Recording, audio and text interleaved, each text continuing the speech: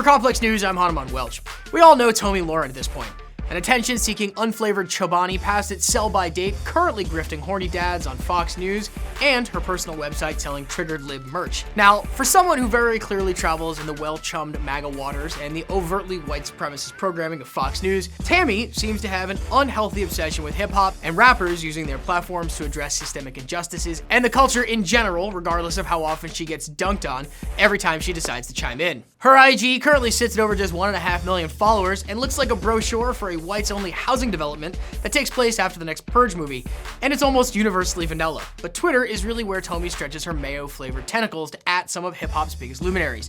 Here at Complex, we've obviously been following Tammy's work for years, but here's a brief recap of some of the more memorable moments of her getting dragged by some of your favorite artists. The always reliable for Twitter replies, Wale has been engaged in an ongoing beef with Tomi Lahren ever since 2017, when Wale dropped the track Smile, where he kind of name-checked her with the lyric, "Maybe I should be Tammy Lahren, not Lauryn Hill, trainer. She miseducated anyway, yeah. Probably hate the color of my face." Now, maybe the Fox News contributor was just collateral damage for Wale, who was looking for a rhyming couplet, but that didn't stop Lahren from jumping on Twitter to defend herself. So if you're gonna put someone in a song, diss them, perhaps get their frickin' name right next time, she tweeted at the rapper. Wale's response was brief and kicked off the time-honored tradition of misnaming the curdled pint of buttercream. Okay, Tammy. Deliberately misnaming Lahren has now become a Twitter rite of passage, letting the entire universe know who got owned the hardest. Wale swung back for round two after Tammy came for Jay-Z. Now this time, Tomi was irrationally angry at Jay-Z, who called the president a superbug while appearing on CNN's The Van Jones Show a year ago. The 25-year-old political commentator wrote, "As opposed to you who raps about bitch sisters and brags about selling crack. Yeah, Trump is the problem, sure." Wale hit her back with facts, writing, quote, "Tammy, he isn't the president. Also, weren't you just rapping 21 Savage? Go and sit down, my friend." Which brings us to exhibit one of Tabby's seemingly contradictory obsession with hip-hop. Wale was of course referring to this cringeworthy video of Tomi lip-syncing to 21 Savage. 1, 2, 3, 4, 5, 6, 7, 8 M's in my bank account. Now we'll get back to how 21 Savage ties back into Tory's obsession with hip-hop later, but the Twitter beef that probably still has the troll licking her wounds in her brief and singular interaction with the Bayhive. When Beyonce decimated the Super Bowl halftime show in 2016 in full Black Panther gear, the activists, not the comic books, conservatives had a collective diaper filling that's still being mopped up in the Fox News bathrooms. During Tammy's final thoughts segment, she was close to shedding white woman tears of rage when she delivered this gem, completely devoid of any understanding of hip-hop, performance, and the Black Panther Party. Guess what, Beyonce? White people like your music too. White people buy your songs on iTunes, memorize your lyrics, and admire your talent and beauty. Little white girls just want to be like you, as little black girls do, but instead of recognizing that, you'd rather perpetuate the great battle of the races. Your husband was a drug dealer. For 14 years, he sold crack cocaine. Talk about protecting black neighborhoods, start at home. Tomi Lahren obviously would still buy music on iTunes, but still, the troll disguised as a pundit continued to kick the Bayhive after Beyonce presented the 2017 Sports Illustrated Muhammad Ali Legacy Award to Colin Kaepernick, who, surprise, surprise, Lahren does not agree with, which prompted her to tweet, "Police-hating Beyonce presents police and America-hating Cappy with a Legacy Award. This is how far we've fallen, wow." I don't know how she made the leap from performing at the halftime of the Super Bowl to hating the police, but Tammy doesn't strike me as one for logical consistency. Anyone care to guess what happened next? Yeah, that's right, the Bayhive was unleashed. Now, personally, if I lost a fist fight with an entire fan club, I'd log off, but racism, as they say, is a hell of a drug.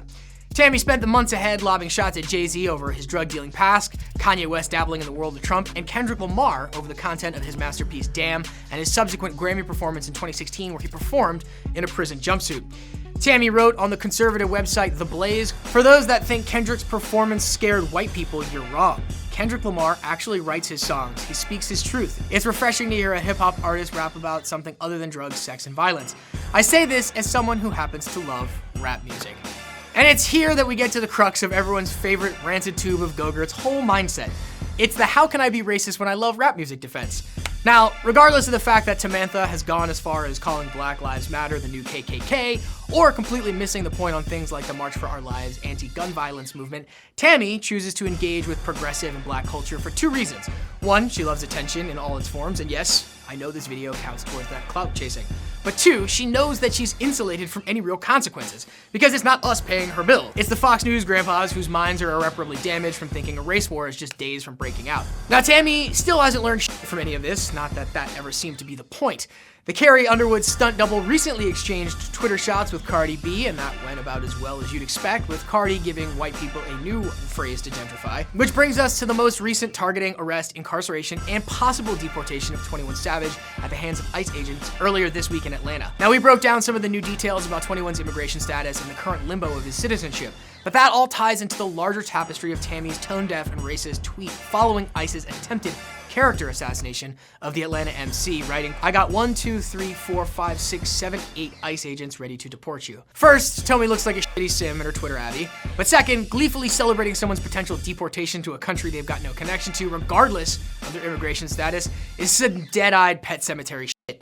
Now keep in mind, she had no problem co-opting 21 Savage's music to record a car selfie while she thought he was an American citizen. 1, 2, 3, 4, 5, 6, 7, 8 M's in my bank account. Cardi was quick to remind Tammy exactly where she stood following those comments, and Nicki Minaj was even sharper in addressing her. "Your obsession with our culture is scary to say the least. I hate giving you the attention you so desperately crave, laughing at people getting deported as if your ancestors discovered America. Are you Native American? You fucking clown." Once again, logic and basic understanding of world history are the first to go when dealing with a Nazi Bratz doll brought to life by a Pepe meme.